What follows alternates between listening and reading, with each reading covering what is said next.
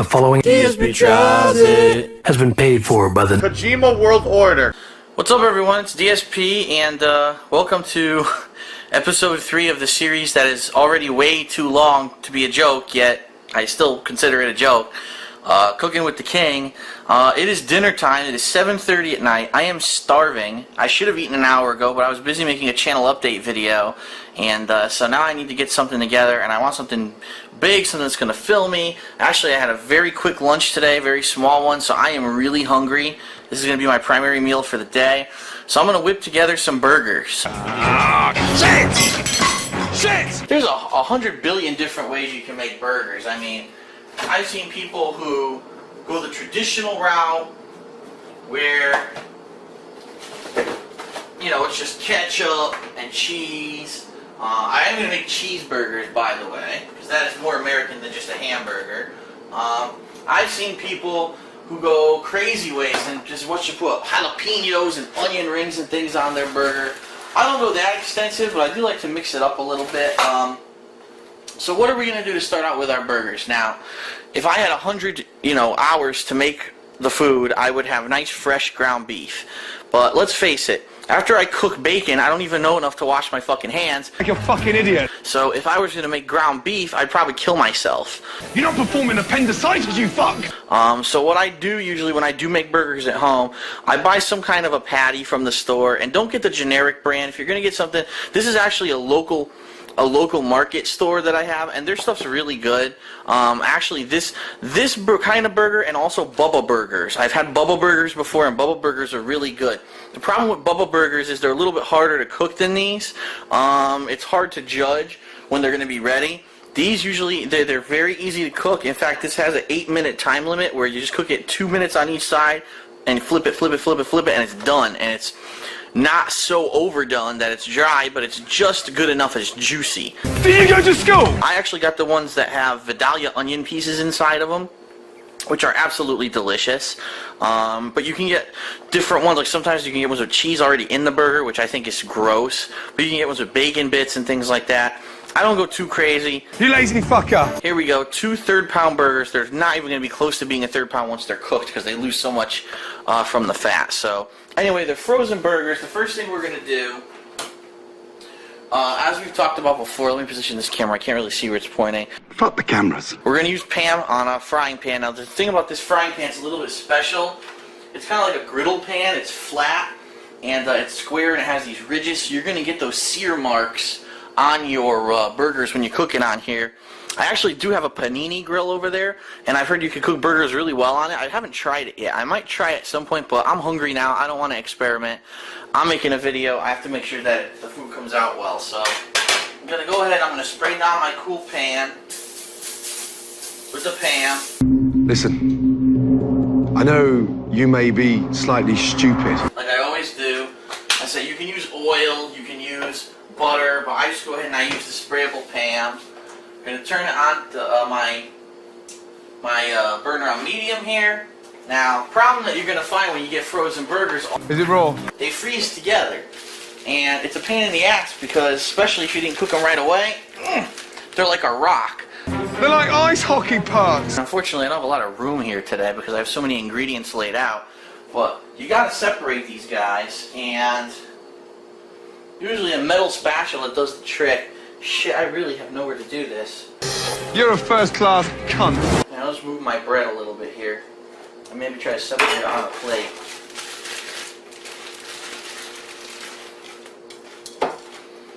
As you can see, these have been frozen for quite a while. You cut through it, you thick cunt.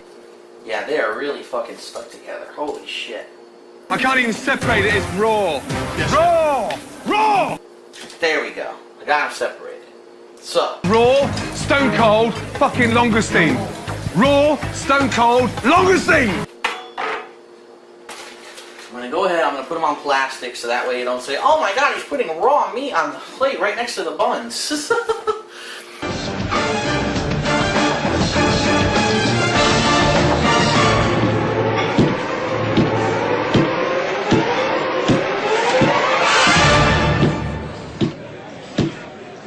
I can't believe you've done this.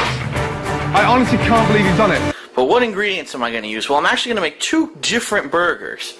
I'm going to do a more American traditional style, and I'm going to do like a barbecue Texas style. So, Are we a fast food joint now? what we've got here are various ingredients. You've got pre-shredded lettuce, which actually was on sale. It's the only reason I have it, or else I just buy a head of lettuce. Usually I would use fresh bacon, but they had a sale on pre-cooked bacon, which is pretty cool if you're making like quick dishes or salads or something like this. In this case, I'm going to use this just for the sake of getting rid of it because it's about to expire. It's stone cold! I don't want to have this shit lying around, and I don't want to waste it either. So I'm going to use this on one of the burgers. 2 pieces of mild cheddar cheese. Cheddar cheese is always better than regular cheese, that's for sure. 2 buns, and you could use any kind of bun. You might find it a little bit hard to find a bun big enough for a big burger like that. I usually like a bun with a lot of sesame seeds on it. So it's just pretty standard white bread bun. Hey, bozo, sauce! You got your mayo, you got your ketchup, you got some Jack Daniel's barbecue sauce, which is my favorite barbecue sauce. I think it's absolutely delicious. You've got some classic bread and butter chips. You gotta get bread and butter chips for burgers. A lot of people like the dill on burgers. I don't. I like the bread and butter because they're sweeter. I just think they go better with beef. And that's pretty much it. Those are our main ingredients. Come on, more sauce, you silly cow! Excuse me, I'm choking on nothing.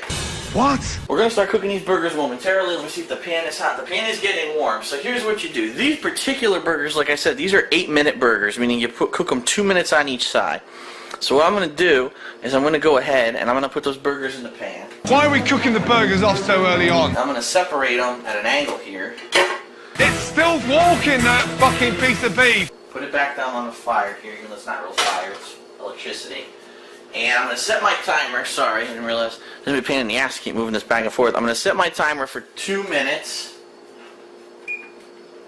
Because in 2 minutes I'm going to want to flip these guys. I'm also going to turn on my fan like I've recommended before. Whenever you're cooking, you definitely want to have the fan on because any steam or whatever that comes out, you don't want it to go ape shit. So while those are starting to cook, we're going to go ahead and we're going to cook some bacon. And since this is microwave bacon, like I said, pre-cooked bacon. It's not fresh bacon, unfortunately, but I need to get rid of this bacon, so I figure we'll throw down a couple strips here. Maybe 3 strips, because that's the whole layer here. And we're going to use that on one of our burgers. The rest I'll put back in the fridge.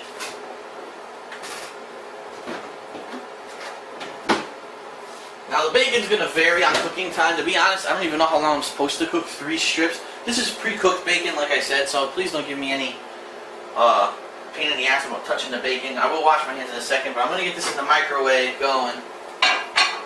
Probably for about, I don't know, let's try 40 seconds and we'll see how that goes. So we've got the burgers cooking, we've got that microwave going. I'm going to wash off my hands. There you go. Looks like 2 minutes is already almost up on the burgers. What we're going to do, actually specific to the instructions of these particular hamburgers, is you do want to press them. Some burgers, they tell you don't press them, you'll lose the juice. But for these burgers, they've been specially designed. They actually have these grooves and patterns in them where if you push them down, you actually will get most of the fatty juices out and you'll get a better burger. You fucking donkey! So what I'm going to do, time's almost up. I'm going to go ahead and push the burger down. As you can see, immediately some fatty juices come out. I don't know how well you can see on this burger because I know it's on the close end here. You chip idiot. Look at that sizzle and the juices come out there. That's all the fatty juices. So we're going to go ahead and we're going to turn the timer off. We're going to flip our burgers for the first time. Now, a lot of people season their burgers. You can if you like. A little pepper, a little salt. These burgers I actually find are pretty tasty on their own. There's really no reason to do that. I'm going to go ahead and set the timer for another 2 minutes because like I said, it's 2-2-2-2. It's an 8-minute burger. Let's look at our bacon. Our bacon actually came out well. Our bacon is crispy. And that's exactly how you want it. You don't want it rubbery. You want a crispy bacon for the pre-cooked bacon because that's how you know that most of the fat's been out. Oops, sorry. I was not even close to the camera there. A nice crispy bacon. So that'll go on one of our burgers. It's cooked to fuck. Now, what you're going to want to do while your burgers are cooking, you're going to want to get all of your side ingredients ready. You don't want to have them not ready when the burgers are ready. So We'll zoom out here, and we're going to get everything lined up and ready to go. First thing you're going to want to do, get your bread ready. And depending on what kind of burger you're making, I'm actually going to turn on my panini grill, and I'm going to attempt to toast these buns. Which basically you only need to run it through a panini grill if you have one for about a minute, and the buns will get toasted. What I'm looking to do here is make two completely different burgers. One's going to be more American style, one will be like a Texas style. So this one I'm going to put the traditional ingredients like mayo, ketchup, maybe some lettuce and pickles and cheese. On the other one I'm going to do actually some barbecue sauce with the bacon and cheese. So two completely different flavors you're going to get from two similar burgers. So let's see here. Looks like we got 42 seconds left on the burgers. I just really need to wait for my panini grill to warm up, and then I'm going to go ahead and toss those buns over onto the grill. See, it's right over here. That's it right there. Right here. I cooked it actually right before this, and I don't want to lift it because if you lift the panini grill when it's warming up, that actually will cause it to cool down. It's actually the two plates connected that contain the heat and will make it hotter at a quicker pace. And actually, I'm going to pump this up a little bit higher than usual to high, because I'm going to want to toast the bread rather than just make it, like, you know, warm. So, alright, so my burgers, once again, it looks like they're going to be ready to flip any second. So let's zoom in here. Turn that timer off. Once again, just like we did before, we're going to flatten. We're going to flatten. You can actually see, depending on where you put them on the griddles, they actually start to take form. You got no respect. Oval shape, octagonal shape. More oval shape than round. We'll flip this guy again. Flip this guy again. We're going to set our timer for another 2 minutes. Okay, so while that's cooking, we're going to check. It looks like the panini grill's probably almost ready. I'm going to check the temperature now with my hand. And it is, it's getting warm. I don't know, it's taking kind of a while, and I'm wondering, with only about roughly 6 minutes left, I don't know if we're going to make it. I might want to just pop these guys in the toaster. I think that's what I'm going to do. Unfortunately, I don't have enough time for the panini grill today. Fucking idiot! Pop these guys in the piece of shit toaster right here. That never fucking works properly. Now we're just going to go with a standard. Oh, there we go. Well, it might help if I plugged it in, too. A standard toasting on our bun. It is always better to have a slightly toasted bun than a raw, you know, well, not really raw, obviously it's cooked, but not just a plain bun. That's no fun having a plain bun. So once that's toasted, we'll start to put the ingredients together to formulate our meal here.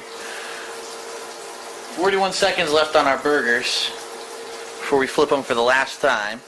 Do-do-do-do-do. Shut up, turn the volume down, you fat fuck. Now for some reason it wants to toast extra long. Okay. It never toasts things this long. This toaster's a piece of garbage. It wants to make me look dumb. Well, while it's toasting, I'm going to go ahead and flip the burger the last time. I'm doing the same thing. I know it's off camera, but I'm doing the same thing. Push it down on top of the burger. What an idiot. Flipping it one last time.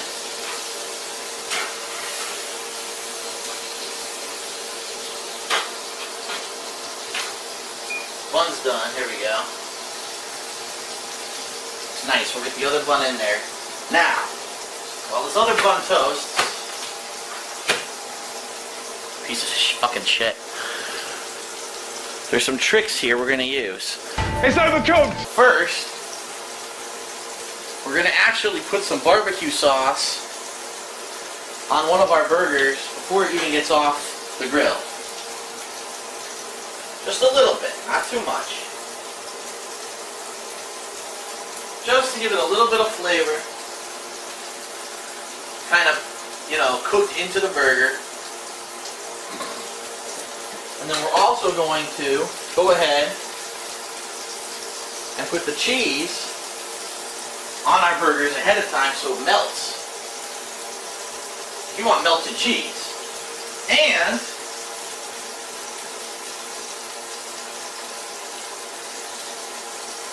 you can even go ahead, it's up to you. I'm going to do it, what the hell. On that burger we put the barbecue sauce. I'm going to put some of the bacon on it so it'll actually melt a little bit into the cheese. Now, of course, it turns out I have too much fucking bacon. So, oh well, this burger's gonna be insane. Oh, fucking hell. What are we gonna do with our buns? Well, like I said, one of them's gonna be a Texas style. So we're gonna go ahead and put some more barbecue sauce on the bun. Oh shit. Well, that was way too much. The thing erupted on me. There must have been an air pocket in it. That's not cool. But we can salvage it. Look at that. Just put a little bit on top. There's going to be way too much on the bottom, and I'm going to have to avoid that blotch right there, because I obviously didn't want that to happen. But now for the other one, if we're going more traditional, I'm going to go ahead, clean that off later. Now on the bottom bun, I'm going to put some mayo, just a little bit, not too much.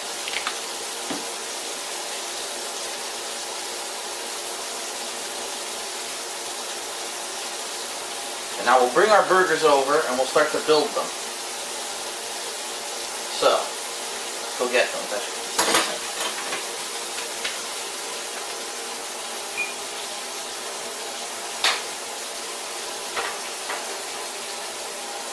You can really tell when the burger's done because the cheese is completely melted. It's not over melted, you know what I mean? It's not like burning at the seams or anything, but it's melted nicely on the burger there. He can't count to fucking 2. So we got one American burger and one heart attack burger, basically. That's cooked to fuck. Okay. Good. And that fat is going to continue to sizzle in the pan, but I want to make the burgers first, and then I'll get rid of that later. So on our traditional burger, what are we going to do? Well, first thing you want to do, if you're going to put ketchup on it, you got to put the ketchup on it first before you start. Oh my god, now the ketchup wants to launch all over the counter. You scummy fucker! Try to do this a little bit neater than I did. Obviously, this is a mess right now. I did not prepare my squirtable ingredients, and they launched all over the place on me. So, spread a little bit of that ketchup over the cheese. It's evenly distributed. If you're going to go ahead and do pickles or anything like that, you put those on. The one bummer is that I ran out of tomato. I had tomato and I ate it for lunch on a panini sandwich I made. I didn't realize. I was like, oh man, I should have fucking saved the tomato for the burger tonight. But I forgot, and I went ahead and ate the tomato. So I have no tomato for this. Where's your fucking brain? I'll do a little bit of pre-shredded lettuce. Obviously, if I had fresh lettuce, that's what I would be putting on here. But I do not. So some pre-shredded lettuce. So there's our more typical American burger with the mayo, the ketchup, pickles, lettuce. Texas style burger is pretty much done. We're not going to do anything else to it. I mean, it has way too much bacon on it, but that's my fault. I should have only cooked 2 strips. So I am trying to get rid of it.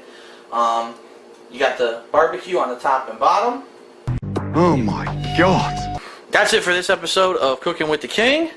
I'm going to clean up this mess and I'm going to scarf some burgers down. And you're standing here with your little balls of fucking, look at them. Fucking sick. The following announcement has been paid for by the Kojima World Order.